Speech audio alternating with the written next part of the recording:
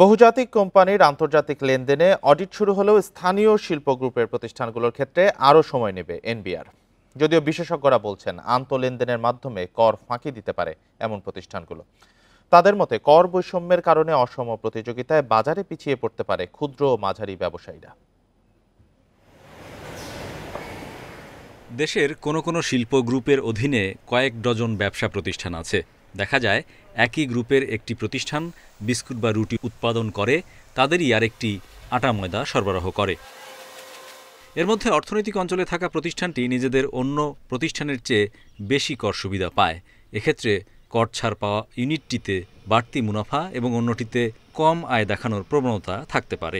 বিশেষজ্ঞদের মতে কর ফাঁকির কৌশল হিসেবে আন্তঃপ্রতিষ্ঠান লেনদেনে পণ্য বা সেবার দাম কম বেশি দেখাতে পারে। ধরুন একটা লোকাল গ্রুপের একটা প্রতিষ্ঠান আছে যেখানে হয়তো সেটা হয় ইকোনমিক জোনে বা হয়তো একটা রিডিউস রেট ট্যাক্স পেয়ার একটা হয়তো কোনো একটা জায়গায় কাজ করে, তখন তাদের মধ্যেও এই প্রবণতা থাকতে পারে যে যে জায়গায় আপনার কম ট্যাক্স দিতে হয় সেখানে প্রফিটটা বাড়াতে হবে, কারণ ওখানে ট্যাক্স নাই বা ট্যাক্স দিলেও সেটা কম।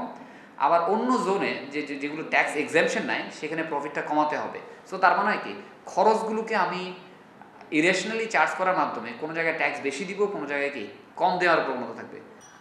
স্থানীয় শিল্পে আন্তঃপ্রতিষ্ঠান লেনদেনে বিশেষ নিরীক্ষা জরুরি। এজন্য রাজস্ব বিভাগে আলাদা ইউনিট গঠন, দীর্ঘমেয়াদী প্রশিক্ষণ ও বাজেট বরাদ্দের তাগিদ সাবেক এই এনবিআর সদস্যের।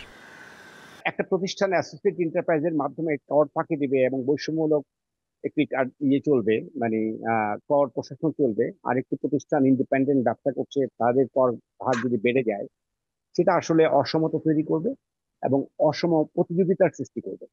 এবং এই ক্ষেত্রে আমরা রাজস্ব বঞ্চিত হবে। সমতা নিশ্চিত করতে চাই, একটা সাম্য নিশ্চিত করতে চাই, তাহলে আমার ট্রান্সফার প্রাইসিং সিলটাকে শক্তিশালী করা দরকার। এছাড়া পর্যবেক্ষকরা বলছেন ট্রান্সফার প্রাইসিং অডিট হয়রানি মুক্ত রাখায় গুরুত্ব দিতে হবে কর প্রশাসনকে। এজন্য আন্তর্জাতিক মান অনুযায়ী নীতিমালা তৈরি ও বাস্তবায়ন জরুরি। Hari Saha, independent news, Dhaka.